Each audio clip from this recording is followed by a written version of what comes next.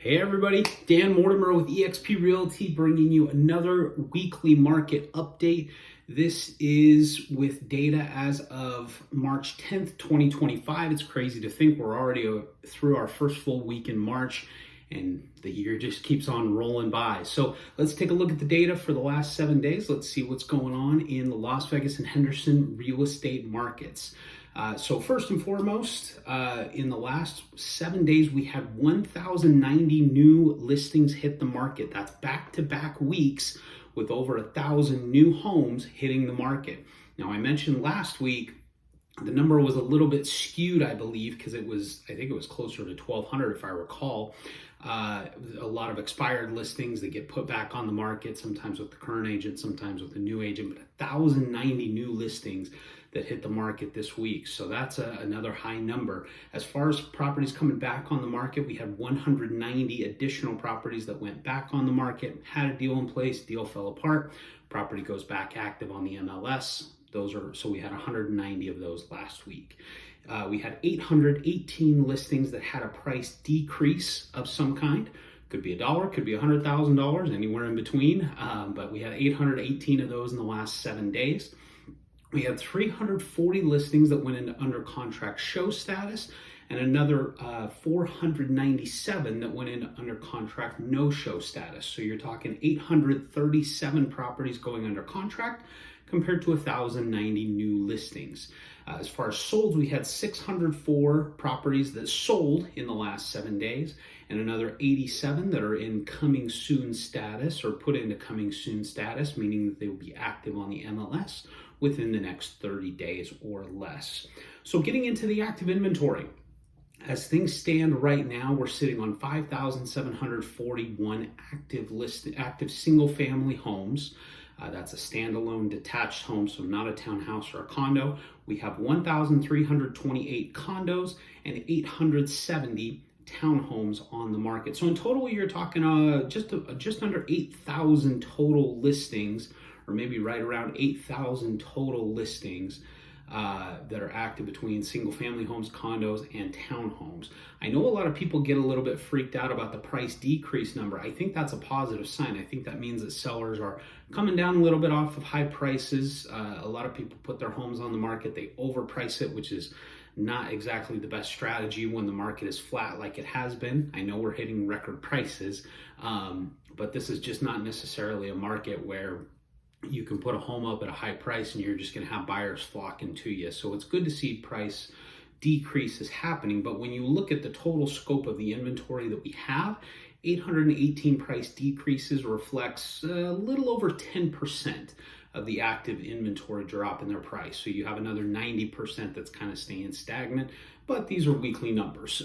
So over the course of the month, you may see 25, 30, and I guess if this number holds up, it'd be about 40% of homes in town that do a price decrease of some kind. Now, to add some context, a lot of these are the same home will drop the price at the beginning of the month, they'll drop it again at the middle of the month, and then maybe they'll drop it again at the end of the month, depending on how aggressive they are with their process. So just to give you a little bit of perspective on the data, but it's still a good sign for buyers, because I've mentioned this before. We're kind of in the early stages of what's typically our peak buying season in the real estate market. This is when buyers are starting to come out, they're starting to look at homes, they're starting to write offers. More activity is usually happening, which means for home buyers, that means more competition. It means going up against multiple offers on homes, and it means that there are fewer choices in the market. But right now, we're in a unique spot where it's still relatively, we're seeing the number of new listings exceed the number of properties going under contract. So that inventory, even though it's very, very slight, we're gaining 200 listings to, get up close to 8,000.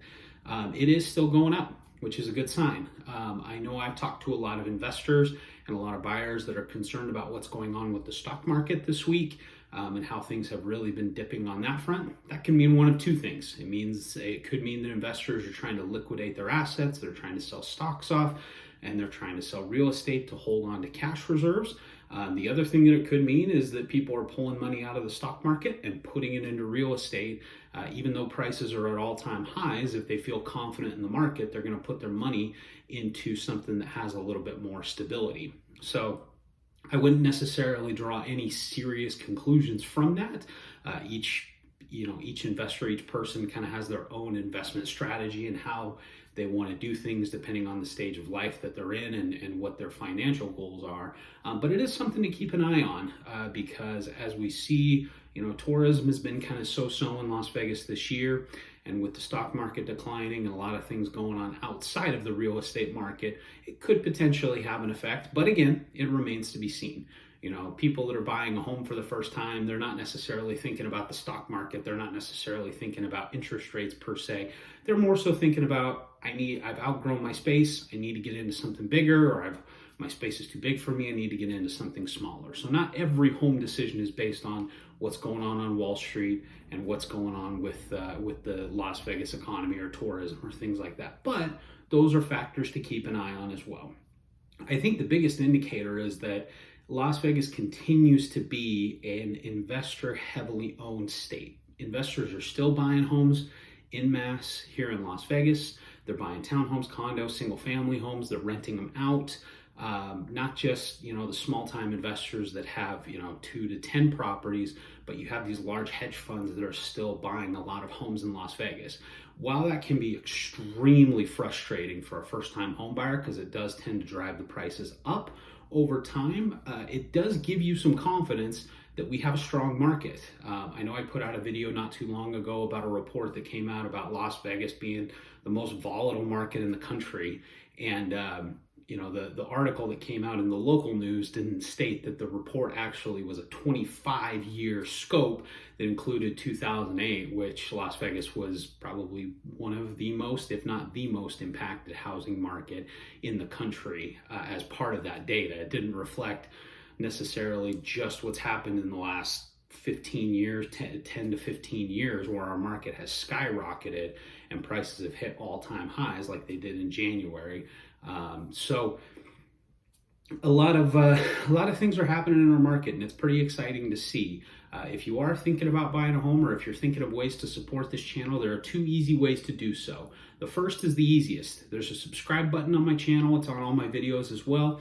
Think of it as like following me on Facebook or Instagram. There's no cost to do so.